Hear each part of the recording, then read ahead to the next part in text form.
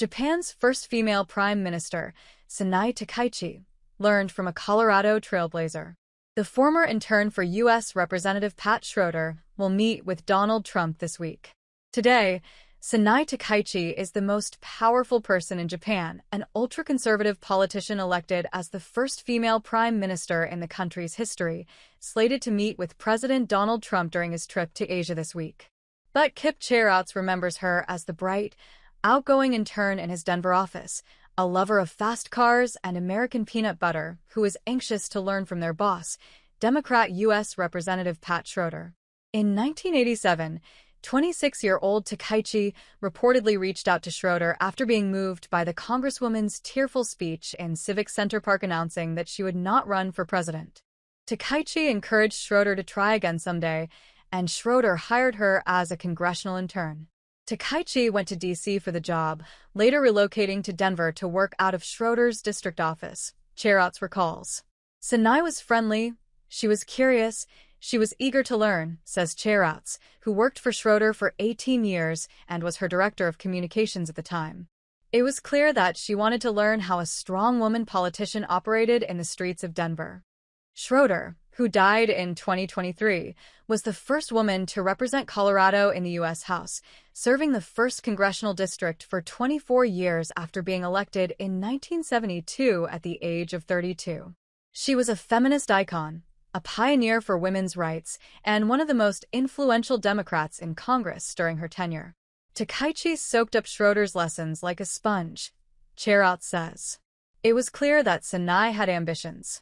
Schroeder knew she was informally mentoring a protege, he says. I think her success stems from watching how Pat Schroeder dealt with people on the street, going into stores, saying hello, shaking hands. I think Sanae learned how to connect with people from Schroeder. Takaichi's political views have dramatically deviated from Schroeder's, however. Takaichi, 64, is among the most right-leaning members of Japan's traditionalist, conservative liberal Democratic Party. She supports traditional gender roles and male-only succession to the Japanese throne, opposes same-sex marriage and allowing separate surnames for married couples, and advocates for harsher regulations on immigration. She has also downplayed Japan's atrocities during World War II. Cheroutes says if Takaichi held such conservative views during her internship with Schroeder, they never came up.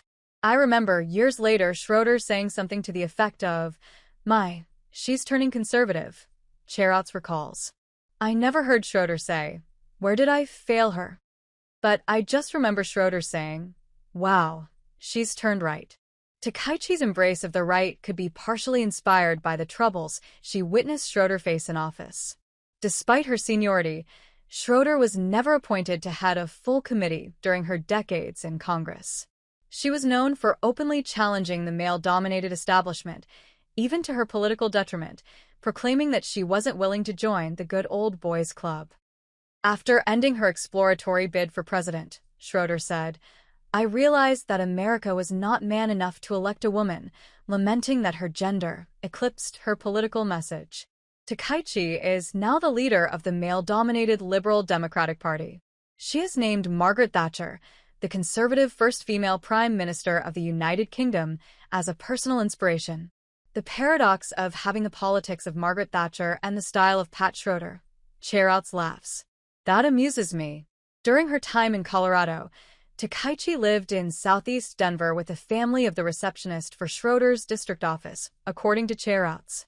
He says she enjoyed the mountain scenery, the friendliness of the people, and became a big fan of American peanut butter, which she very proudly announced to the office. As the Prime Minister of Japan, she'll meet with President Donald Trump during his trip to Asia at the end of October.